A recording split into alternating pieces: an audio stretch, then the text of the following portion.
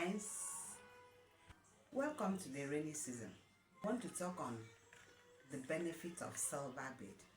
Silver bed is very good to eliminate catarrh, cough in your baby, newborn baby. You know, in this rainy season, cold is one of the most common ailments in babies, especially if they are exposed. How do you use it?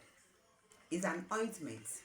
When you open it, put a drop of the silver bed in water, hot water.